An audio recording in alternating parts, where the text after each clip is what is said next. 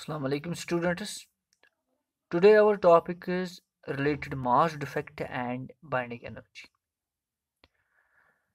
Mass defect is simply the word means something defect in the mass. What defect in the mass? We are aware regarding the nucleus.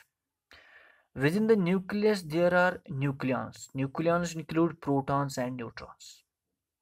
But if we are having these very protons and neutrons in separate state, in free state, if they are not forming, if they are very far away, if this is the nucleus, this is proton, this is neutron, as they are bound in nucleus. Once this very proton is somewhere here, neutron is somewhere here, very far from each other. Now they are in the free state. They are here, not here. They are not forming a nucleus. Nucleus is only formed when they are at a distance of 10 raised power minus 15 meter. You have to remember. Everywhere, if अगर आप हर जगह proton और neutron को देखोगे, that doesn't mean it is a nucleus. Nucleus is only formed when the size of that very region is of the order of 10 raised power minus 15. If they are very much far away from each other, then they don't form a nucleus. So they are here in a free state. Now protons having its mass, neutrons having its mass. Once they are brought closer to each other,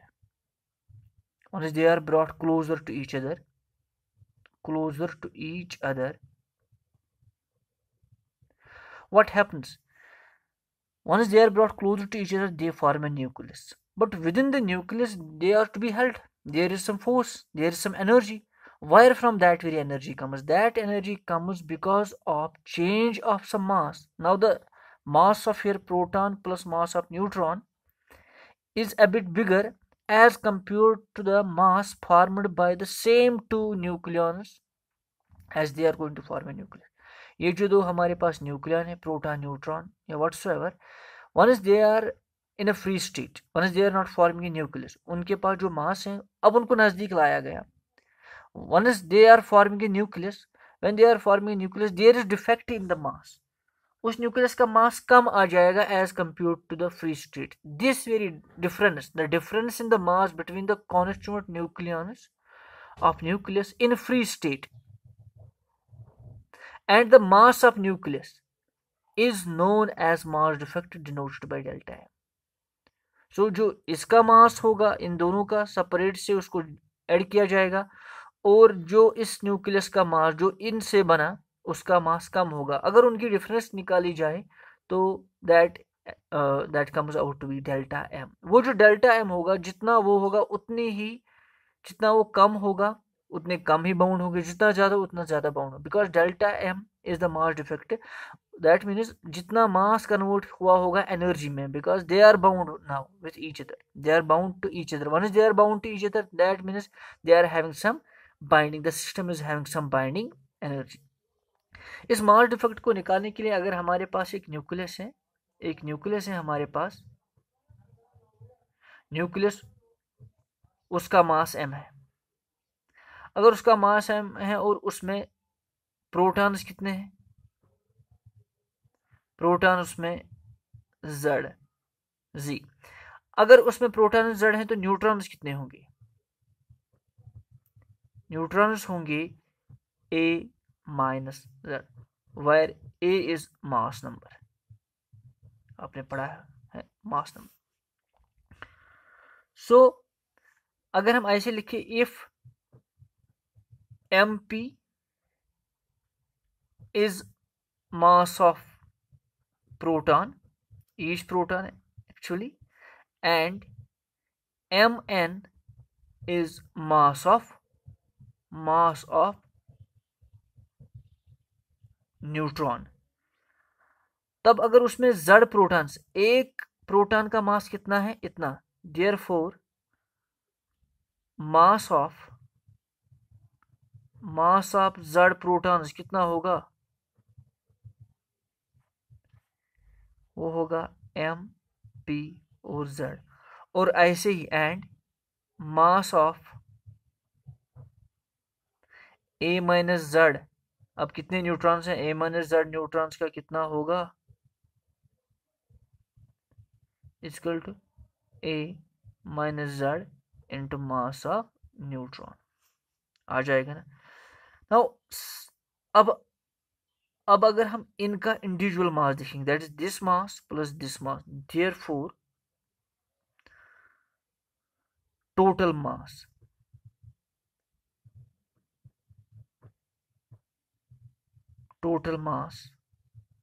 of nucleons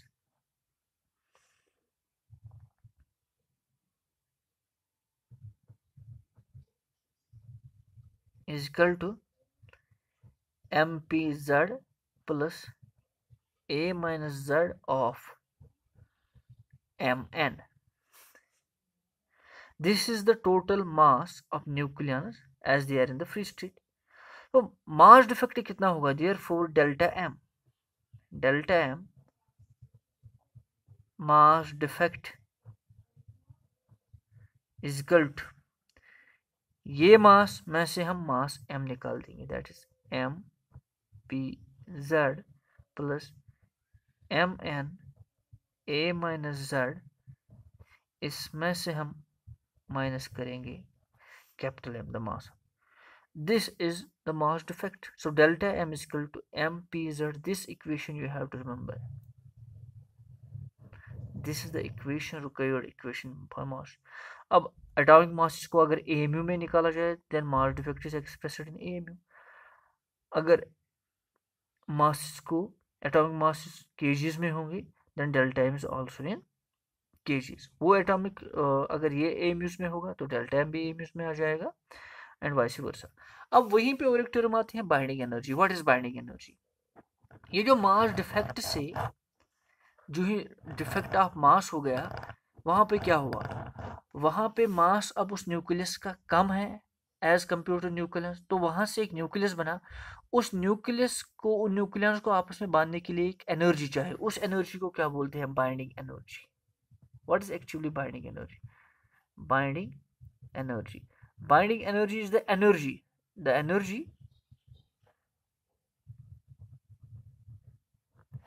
which holds the nucleons within the nucleus.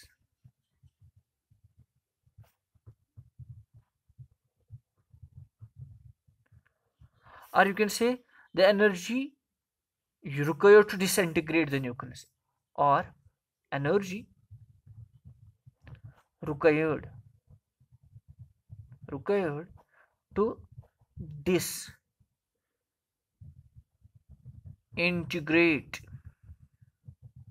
the nucleus, that is called as the binding energy. So हमारे पास हमें energy चाहिए, किस लिए energy चाहिए, nucleons को, एक nucleus को disintegrate करने के लिए, या ये वो एनर्जी है जिससे न्यूक्लियंस होल्ड होते हैं, जो प्रोटॉन है, neutron, those are held within the nucleus. So this energy is called as the binding energy. अब ये बाइंडिंग एनर्जी किसके इक्वलेंट होगी? जो बाइंडिंग एनर्जी होगी वो इक्वल होगी टू द मास डिफेक्ट. तो यार हमारे पास जितना मास डिफेक्ट होगा उतनी तो बाइंडिंग एनर्जी वहां पे होगी. सो हम ऐसे यहाँ पे लिख सकते हैं, अगर मास डिफेक्ट कम हुआ तो बाइंडिंग एनर्जी भी सिस्टम की कम ही होगी. अगर मास डिफेक्ट ज़्यादा हुआ तो बाइंडिंग एनर्जी सिस्टम की वो ज़्यादा वाले एनर्जी से आपस में बाउंड होगी. तो हम यहाँ पे लिखेंगे it is the energy equivalent, the energy equivalent to mass defect is binding energy, ऐसे लिखेंगे.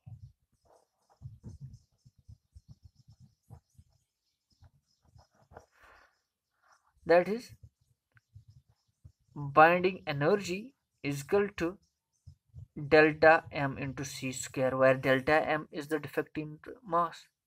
The Einstein's E is equal to mc square, mass energy equivalence. कितना मास डिफेक्ट हुआ, अब डेल्टा m तो हम जानते ही हैं, सो हम लिख सकते हैं binding energy equal to delta m हमने भी निकाला, M P Z plus M N A minus Z minus M. into c square. Yes, B. This is the expression for binding energy. Thus binding energy is expressed in joule. ये जो binding energy हमारे पास आई, हम इसको joule में express कर सकते हैं जब मास केजी में होगा. If mass is in KG, then binding energy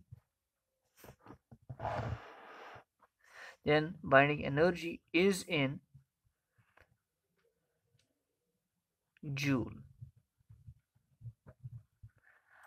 अब अगर हमारे पास ये मास डिफेक्ट किस में एक्सप्रेस हुआ, if mass defect is expressed in AMU, then binding energy is written as होता है binding energy equals to MPZ plus of Mn A minus Z minus M,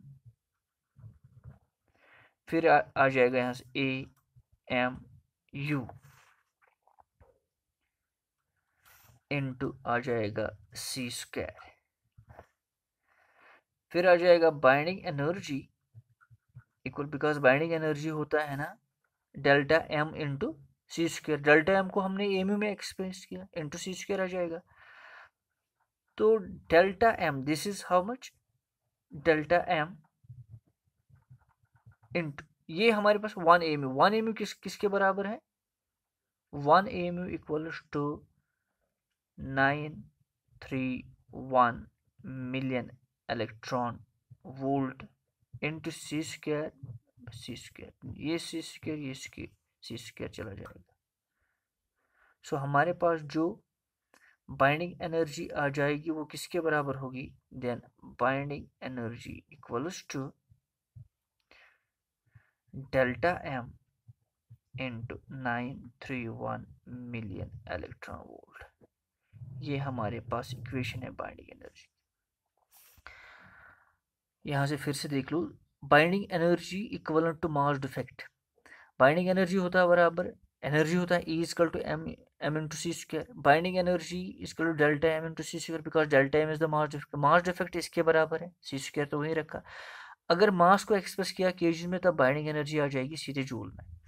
if mass is expressed in AMU, then binding energy written as binding energy equal to, जो mass है हमारे पास ये सारा AMU में है, into सी square. और हमें मालूम है 1 AMU किसके बराबर है, 1 AMU equal to 1 AMU equal to 931. So हमने यहाँ पे लिखा binding energy this delta M. यहाँ पे मैंने पूरा का पूरा जो एनर्जी है वो मैंने किस में कन्वर्ट किया, 931 by C square leaves, it simply comes out to be 931 into delta M. This is the binding energy that is in terms of million electron volt once mass is expressed in AMU. This was related to mass defect and binding energy. Hope you understood it. Tomorrow will be with another lecture. Till then, Allah Hafiz.